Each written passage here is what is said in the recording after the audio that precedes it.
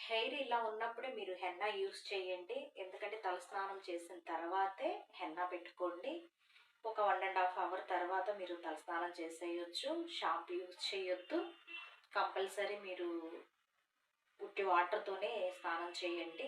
మరుసటి రోజు మాత్రం నేను పారాషూట్ కోకోనట్ ఆయిల్ యూజ్ చేస్తానండి. అది యూజ్ చేసి ఒక 1 డే అంతా అలాగే ఉంచేసేయండి. తర్వాత రోజు మీరు షాంపుతో తలస్నానం చేయొచ్చు. ఎగ్ స్మెల్ అలాంటిదేం రాదండి. ఎందుకంటే మనం చాలా వేస్తున్నాం కాబట్టి ఆ ఫ్లేవరే వస్తది గానీ, ఎగ్ స్మెల్ ఏమి రాదు. తర్వాత నేను మాత్రం షాంపూ ఒకటి యూజ్ చేస్తానండి.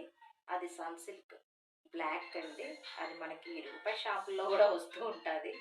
సో, అవైతే మనకి ఎన్ని వేస్తున్నాం అనేది తెలిసి ఇదైతే ఎంత వేస్తున్నామో కూడా తెలీదు. సో, ఒకసారి కంపల్సరీ ట్రై చేయండి. ఎలా ఉందో మీరు కామెంట్ రూపంలో చెప్పండి. నాకు మాత్రం చాలా బాగా నచ్చిందండి.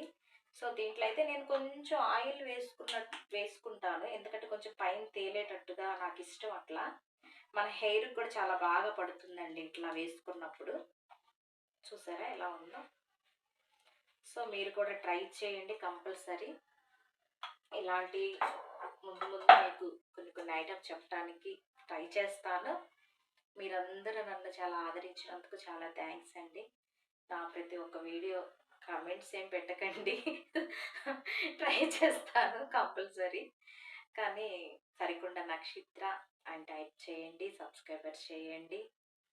లైక్ చేయండి. అలాగే మా పాప వాళ్ళు గూడా వస్తున్నారు. సో, మా పాప వాళ్ళని గూడా లైక్ చేయండి. Thank you so much. మీ అందరికీ చాలా చాలా ధన్యవాదాలండి. Thank you so much.